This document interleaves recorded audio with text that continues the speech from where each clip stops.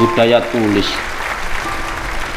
Ketika budaya tulis sudah mewabah laksana pandemi, berarti budaya tulis sudah menjadi peradaban kemandirian, menyatu antara hutan dan air, menjadi magnet daya tarik untuk ditulis, supaya paham tentang makna kata dan hakikat kehidupan. Semua menjadi satu padu dan budaya tulis di suatu keadaan masa yang entah berantah keberadaannya. Budaya tulis laksana jiwa peradaban kemajuan umat manusia saat menelaah keadaan dengan analisa kata dan bahasa, menjadi rangkaian kalimat yang menggugah rasa akan sebuah keingintahuan, sebuah keadaan alam maupun keadaan sosial, supaya alam dan sosial menyatu padu dalam bait-bait tinta kehidupan, menjadi huruf dan kata di lembaran-lembaran kertas kosong. Maka hari itu sebuah hari penantian tentang hutan tinta menggores gunung-gunung dan lautan menjadi sebuah huruf dan kata.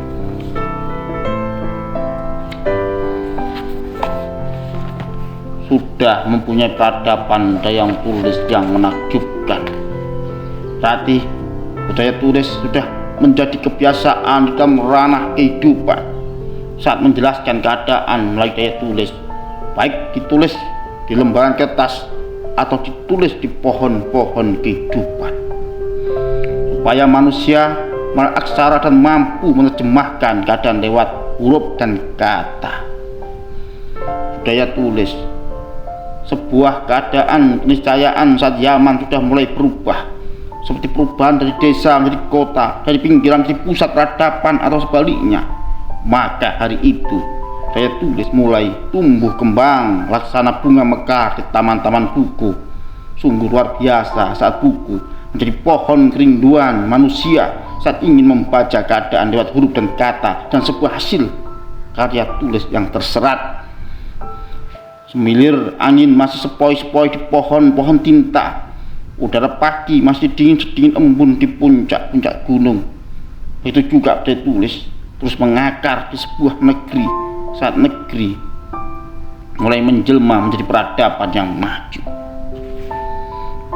Laksana kemajuan masa yang terus maju bersama waktu, semua terlukis di hutan-hutan tinta bersama pohon-pohon dan ranting asa dan harapan tentang sebuah budaya tulis di suatu negeri. Saat budaya tulis menjelma menjadi kenyataan dalam kehidupan, maka hari itu peradaban manusia sudah menuju peradaban tulis. Segala keadaan menjadi naskah-naskah kehidupan, perpustakaan penuh dengan kumpulan buku-buku, itu juga jalan-jalan dipenuhi kehidupan buku. Maka hari itu peradaban tulis benar-benar telah tiba di tengah-tengah kehidupan masyarakat luas, menjadi satu warna tentang rasa peradaban daya serap akan sebuah karya tulis. Semua tak lepas dari Sang Maha Berkehendak. Dia Sang Maha Kuasa, Dia Sang Maha Pelindung dan Maha Segala Rahmat. Perpustakaan kehidupan, hutan-hutan belantara menjadi latar tinta untuk digores, gunung-gunung tinggi menjadi pena saat menggores di lembah-lembah kehidupan, lautan luas menjadi tinta akan sebuah goresan di lembaran-lembaran nalar kemanusiaan. Langit dan bumi akan menjadi cover sebuah naskah keadaan semesta. Hingga perpustakaan kehidupan lahir di tengah-tengah perjalanan langkah sebuah kaki menuju sebuah harapan akan asa sebuah keadaan dalam menerjemahkan semesta raya bersama bahasa dan kata yang tertuang di hati para penghuni langit dan bumi seisinya. Perpustakaan kehidupan memberi jawaban tentang keadaan hutan-hutan belantara, memberi jawaban tentang gunung-gunung tinggi di atas awan, memberi jawaban para penghuni langit saat menurunkan air hujan yang deras di siang atau malam. Semua memberi jawaban tentang keadaan yang jauh dari nalar maupun rasa. Hingga perpustakaan kehidupan bagi jawaban atas keadaan yang tak diduga-duga di hati maupun nalar. Bintang-bintang di langit masih menampakkan wajah yang sumringah. Itu juga rembulan masih tersenyum lepas, seolah-olah tahu tentang isi perpustakaan kehidupan. Karena perpustakaan kehidupan lahir dari rahim perut bumi, sebagai jawaban akan ketidaktahuan tentang semesta yang jauh dari nalar dan kewarasan. Karena pustakaan kehidupan merupakan naskah-naskah akan jawaban semesta raya. Demi gunung-gunung dan lembah-lembah kehidupan, segala kehidupan milik Dia Sang Maha Rahmat. Dia Maha segala keadaan, karena Dia Sang Maha Pemilik kehidupan. Dia Maha Suci, tempat bersandar segalanya, karena Dia Maha Sempurna, tiada yang sebanding dengannya. Maka kami berserah diri pada Pemilik semesta raya.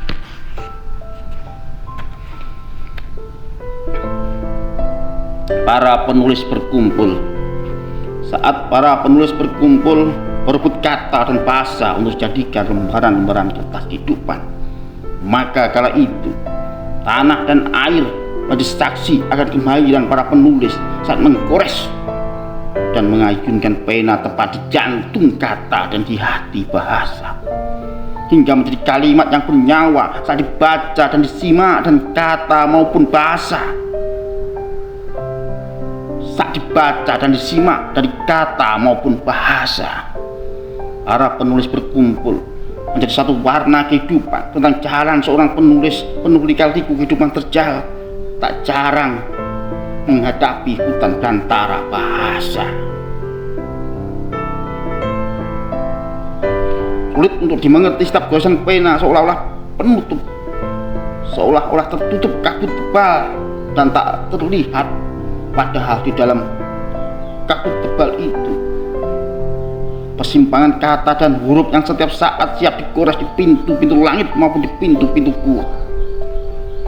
Angin sore hari masih nampak sepoi-sepoi, indah mewarna sepanjang jalan kehidupan.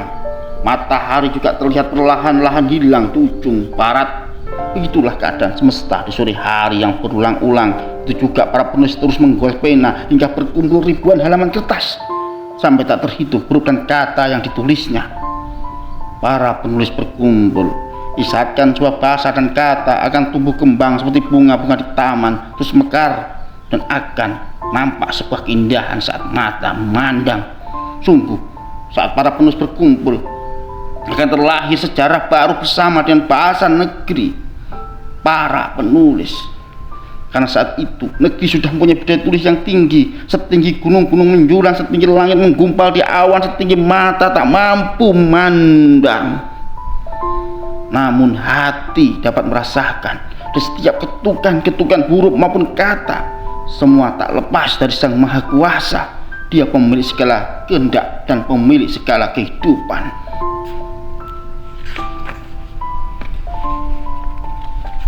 Saat penulis menggores pena, bumi diam sejenak, langit berkedip sesaat, gunung-gunung berkumam sejak kagum, lautan senyap sementara saat penulis menggores pena. Lewat kata dan huruf menjadi bahasa keajaiban, menyentuh pintu-pintu mendung raya.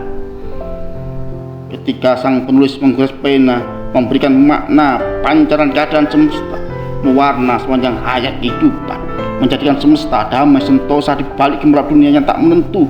Bising hati menyelimuti keadaan alam saat jarum mesin mulai dipompa menuju kebutuhan duniawi, berebut kekayaan di semesta, melupakan jalan keabadian.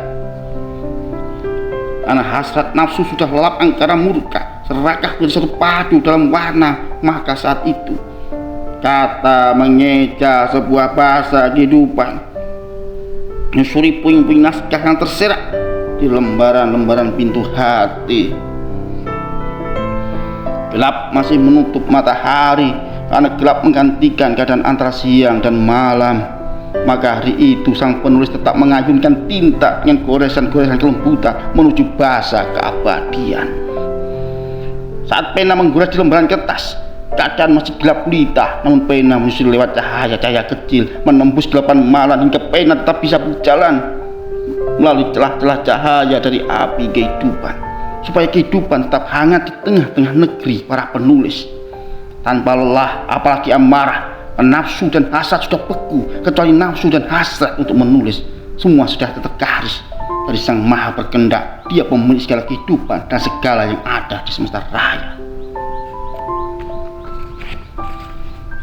Menyusuri hutan-hutan naskah, matahari mulai terbit dari arah timur, Setelah matahari tidur semalam, pagi dingin saat masih berembun, matahari sudah bangun menampakkan wajah cerah sulingnya, sedangkan para penulis masih mencari diksi-diksi di balik matahari, menyusuri hutan-hutan naskah, menebang kata dan pohon untuk dijadikan bangunan sebuah bahasa, menjadi istana naskah-naskah di perpus maupun di taman-taman bacaan. Menyusuri hutan-hutan naskah, berjalan di pohon-pohon kata, mencari tempat teduh untuk menggoes pena di daun-daun pepohonan. Mulailah pikiran bergelia saat memandang aliran sungai berarus deras. Sejuk rasa di hati, penuh dengan mimpi-mimpi kehidupan masa depan, belajar dari keadaan semesta, menggali akar-akar kata sekitar hutan-hutan naskah, membuat sebuah bahasa dalam menerangkan sebuah keadaan yang sulit dipahami, nalar kemanusiaan. Matahari masih terlihat menerobos pintu-pintu awan dengan cahaya pekat menghangatkan udara di sekeliling alam, penuh dengan gairah, mempesona rasa jiwa, bergelora di setiap detak nafas kehidupan. Sementara para penulis masih tetap menerobos hutan-hutan naskah, mencari kosakata tepat untuk diserat di papan-papan kehidupan supaya menjadi inspirasi umat manusia dalam menerjemahkan keadaan alam.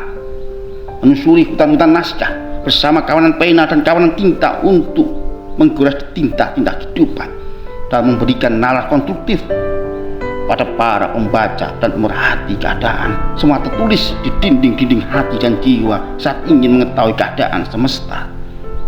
Melalui bacaan tentang kehidupan sosial sampai kehidupan yang penuh estetika, hingga pada akhir sebuah kata, semua keadaan merupakan kuasa dari Sang Maha Berkehendak. Dia Maha Kuasa, tak ada yang sebanding dengan kuasanya.